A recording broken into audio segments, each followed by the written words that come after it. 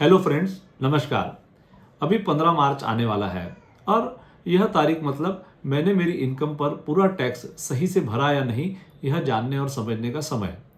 यदि मैंने टैक्स ज़्यादा भर दिया हो तो मुझे रिफंड पे मिलने वाले ब्याज बहुत कम दर से मिलती है, और यदि यही मैंने कम टैक्स भरा हो तो मुझे इनकम टैक्स की 3 धाराएं 234A, B और C के तहत बहुत ज़्यादा ब्याज भरनी पड़ती है। तो ये टैक्स मैंने सही भरा या नहीं भरा, ये यदि हम अभी सही तरीके समझ लेंगे तो आने वाली दुविधा और लगने वाले पैसे से बच सकते हैं।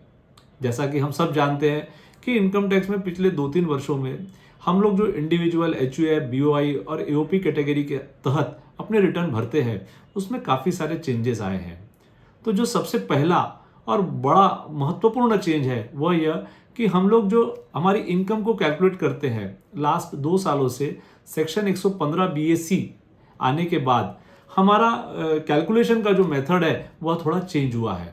हम लोग पहले, जैसा कि सब जानते हैं कि ट्रेडिशनल मेथड जिसमें हम LIC, PPF, स्कूल की फीस, डोनेशंस, मेडिक्लेम आदि छूट लेने के बाद में और इंटरेस्ट ऑन हाउसिंग लोन को घटाने के बाद जो हमारा इनकम आती थी उस पर जो टैक्स आता था वह हम लोग भरते थे। और उस टैक्स को हम, जो एक नई मेथड आई सेक्शन 115 BAC में, जिसमें टैक्स रेट्स तो कम है परंतु वहां हमें कोई भी प्रकार के डिडक्शंस और एग्जेम्पशंस की छूट नहीं मिलती है। दोनों को कंपेयर करते थे और जिसमें टैक्स कम आता था उसमें हम लोग हमारा रिटर्न भरते थे।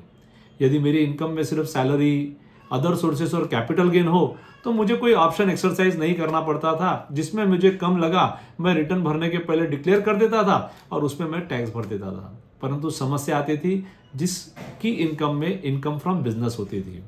वहाँ जो ये ऑप्शनल टैक्स स्कीम थी 115 BAC की, वह यदि मुझे ऑप्ट करना है, जिसमें मुझे डिडक्शंस नहीं क्लेम करना है, तो एक 10IE का फॉर्म भरना होता था। तो ये जो 2 प्रकार की टैक्सेशन स्कीम है, एक डिफॉल्ट टैक्स स्कीम और एक ऑप्शनल टैक्स स्कीम, इस बार यह पूरी इंटरचेंज हो गई है। जो पहले ऑप्शनल टैक्स स्कीम थी वह इस साल डिफॉल्ट टैक्स स्कीम हो गई है। इसका मतलब यह कि यदि मैं कोई ऑप्शन एक्सरसाइज नहीं करता हूं तो इस साल मुझे किसी प्रकार के डिडक्शंस और एग्जेम्पशंस नहीं मिलेंगे। एक सिर्फ सैलरी यदि मेरी इनकम है तो उसमें स्टैंडर्ड डिडक्शन 50,000 का मिलेगा, जो पिछले साल तक के सेक्शन 115 BAC की इनकम में मुझे नहीं मिलता था।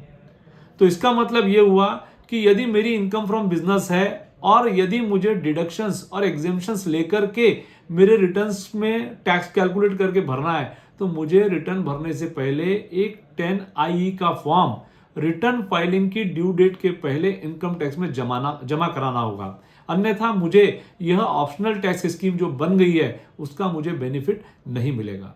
तो मेरी रिक्वेस्ट है कि आप सभी 15 मार्च के पहले यह तय कर लें कि आपको ऑप्शनल टैक्स स्कीम या डिफॉल्ट टैक्स स्कीम किसके तहत आपकी इनकम कम आती है और उसमें किसमें मेरा टैक्स कम आता है, तो उसके अनुसार मैं अपना एडवांस टैक्स भरूं। अन्यथा क्या होगा कि या तो ज़्यादा भर के होगा और या कम भर के, दोनों स्थिति में नुकसान मेरा होगा। तो ये मुझे ध्यान देना चाहिए। अब इसके सिवाय भी जो 2-3 चेंजेस जो 2-3 सालों में हुए हैं, जो हमारे जनरल डिस्कशंस में नहीं आते हैं या कहीं पढ़ने में नहीं आते, वो यह कि हम लोग अभी तक हमेशा से समझते आए हैं कि LIC की पॉलिसी की जो मैच्योरिटी होती है वो हमेशा टैक्स फ्री होती है। परंतु पहले यदि आपको पता होगा तो वो पिछले कुछ समय से जो LIC की पॉलिसी सेक्शन 1010D में पूरी तरह एग्जेम्प्ट होती थी, उसमें एक क्लॉज काफी समय पहले आया था कि यदि आप सम अश्योर्ड से आपका प्रीमियम अमाउंट, LIC का प्रीमियम अमाउंट 10% से ज्यादा हो तो ऐसे केस में जो भी मैच्योरिटी होती है वह मैच्योरिटी अमाउंट माइनस जितना आपने प्रीमियम पेड किया वह इनकम फ्रॉम अदर सोर्सेस में टैक्सेबल होता है। 1 फरवरी 2021 के बाद जो LIC की पॉलिसी है, वैसे 2 प्रकार की होती है, यूलिप पॉलिसी और एक एंडोमेंट प्लान जिसको हम रेगुलर ट्रेडिशनल इंश्योरेंस प्लान बोलते हैं। तो इन दोनों की मैच्योरिटी पे भी टैक्सेबिलिटी के लिए नए प्रावधान आ चुके हैं। 1 फरवरी 2021 के बाद यदि आप यूलिप रिलेटेड कोई भी इंश्योरेंस प्लान, चाहे LIC या कोई भी इंश्योरेंस कंपनी से लेते हैं, तो उसकी मैच्योरिटी वह कैपिटल गेन के हेड पे टैक्सेबल रहेगी यदि उसका प्रीमियम अमाउंट 2.5 लाख रुपए से ईयरली ज्यादा हो तो। 1/4/2023 से जो मेरे एंडोमेंट प्लान्स है उसमें भी यदि मैं मेरी LIC का प्रीमियम मेरा साल का 5 लाख रुपए से ज्यादा होता है तो उस पॉलिसी की जो मेरी मैच्योरिटी होगी वह भी मेरी टैक्सेबल रहने वाली है। तो मैंने ऐसी कोई पॉलिसी बनाई और उसकी मैच्योरिटी आई तो वह टैक्सेबल हो सकती है। इसीलिए आप अपनी आय की गणना करते समय इस बात पर विशेष ध्यान देंगे। तीसरी मुख्य बात, एक जो बहुत बड़ा चेंज आया है, हम लोगों को आजकल म्यूचुअल फंड्स में हम लोग बहुत इन्वेस्ट करते हैं। तो म्यूचुअल फंड्स में जो डेब्ट और लिक्विड रिलेटेड म्यूचुअल फंड्स होते हैं, उसकी मैच्योरिटी या जब हम उसका पैसा रिडीम करते हैं तो पहले कैपिटल गेन के तहत टैक्सेबल होता था। तो यदि मैं शॉर्ट टर्म कैपिटल गेन रहता तो 15% लगता था और लॉन्ग टर्म रहता था तो मुझे 10% टैक्स लगता था। परंतु पिछले साल से यह अमेंडमेंट आया है कि डेब्ट ओरिएंटेड फंड में यदि आप पैसा लगाते हैं और उसका रिडम्पशन करते हैं तो वह सामान्य शॉर्ट टर्म कैपिटल गेन बोलकर टैक्सेबल होगा। अब सामान्य शॉर्ट टर्म कैपिटल गेन बोल के टैक्सेबल होगा, इसका मतलब यह कि वह आपकी रेगुलर इनकम में जुड़ेगा। उदाहरण के लिए, यदि आपकी इनकम 15 लाख रुपए से ज़्यादा है तो आप मैक्सिमम जो रेट है टैक्स का 30% से ज़्यादा उस इनकम पर टैक्स लगेगा। तो यदि मैं उसको शॉर्ट टर्म या लॉन्ग टर्म मान के 10 या 15% से कैलकुलेट करूंगा तो हो सकता है मेरी टैक्स लायबिलिटी कम गिनने में आए और भविष्य में मुझे ज़्यादा ब्याज भरना पड़े। और एक दो जो बहुत कॉमन गलतियां हम लोग जब आपका रिटर्न जब चेक करते हैं तो हम पाते हैं कि प्रॉपर्टी खरीदते और प्रॉपर्टी बेचते समय जो सेक्शन 43C और सेक्शन 56(2)(10) के तहत कभी कभी मुझे इनकम जितनी मैं सोचता हूँ उससे ज़्यादा कैलकुलेट होती है और तब मुझे उसका टैक्स भरना पड़ता है और उस समय बहुत ज़्यादा इंटरेस्ट भरना पड़ता है। तो यदि आपने कोई भी प्रॉपर्टी बेची हो या खरीदी हो और उसके सेल कंसिडरेशन या परचेज प्राइस जिसको हम बोलते हैं और स्टैम्प ड्यूटी वैल्यू में यदि 110% ऑफ कॉस्ट से ज़्यादा का फर्क है, यानी दोनों में 10% से ज़्यादा का फर्क है, तो आप अपने कर सलाहकार से संपर्क करें और उस पर लगने वाली टैक्स लायबिलिटी का समय पे निर्वहन करें, जिससे भविष्य में एकदम सरप्राइजिंगली कोई बहुत ज़्यादा टैक्स आए तो उससे बचने का आप लोग प्रयास करें।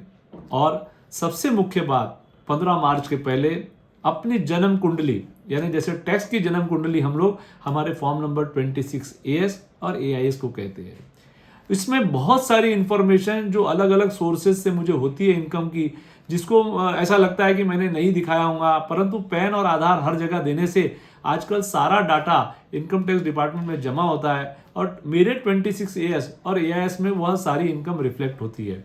कई बार मैं कुछ इनकम मुझे होती है वो मैं याद नहीं रहता टैक्स कैलकुलेट करते समय, जो अदर देन नॉर्मल इनकम होती है, तो उसका भी पता मुझे क्या है मेरे 26 ईयर्स और AIS से पता चल जाएगा।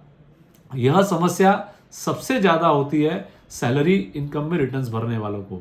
वे लोग को ऐसा लगता है कि हमने सैलरी पर TDS भर दिया तो हमारा काम हो गया, परंतु कैपिटल गेन, म्यूचुअल फंड्स की रिडेम्पशंस और प्रॉपर्टी परचेज सेल्स में लगने वाले टैक्स में कई बार वह चूक कर देते हैं। और जब हम जुलाई में रिटर्न भरने जाते हैं तो तब यदि हमने एडवांस टैक्स ना भरा हो तो हमें बहुत सा अमाउंट, जितना टैक्स का अमाउंट है उससे भी करीब करीब समान अमाउंट हमें इंटरेस्ट के रूप में भरना पड़ता है। तो ये बहुत महंगी डील होती है। और एक चीज़ जो सैलरी वाले रिटर्न्स में प्रॉब्लम्स फेस करने में आ रही है, फ्यूचर्स एंड ऑप्शंस में ट्रेडिंग करना। फ्यूचर्स एंड ऑप्शंस की ट्रेडिंग में बिजनेस इनकम में ट्रीट करते हैं और कई बार यदि वह ट्रांजेक्शन्स इतने बल्क में हो जाते हैं कि वह कई बार केस ऑडिट में भी कवर होता है। तो मेरी सभी से रिक्वेस्ट है कि यदि फ्यूचर्स एंड ऑप्शंस में अपन ने ट्रेडिंग बहुत किया है और उसमें जो भी मेरे प्रॉफिट एंड लॉसेस हुए हैं तो उसकी मैं सही गणना करूं और मार्च के पहले ही मैं उसे सही तरीके से प्लान करूं, जिससे मुझे सिर्फ जो लगने वाला रेगुलर टैक्स का अमाउंट ही भरूं, ताकि बहुत ज़्यादा इंटरेस्ट और पेनल्टी लगने से मैं अपने आप को बचा सकूं। यह छोटी छोटी बातों पर यदि आप ध्यान देते हैं और समय निकाल कर इसमें अपने कर सलाहकार से मिलकर इसकी चर्चा करते हैं तो बहुत सारे लगने वाले इंटरेस्ट से हम लोग क्या है बच सकते हैं। तो मेरी सभी से रिक्वेस्ट है, कृपया ध्यान देवें और हैप्पी टैक्स पेमेंट और happy assessment year. Thank you very much.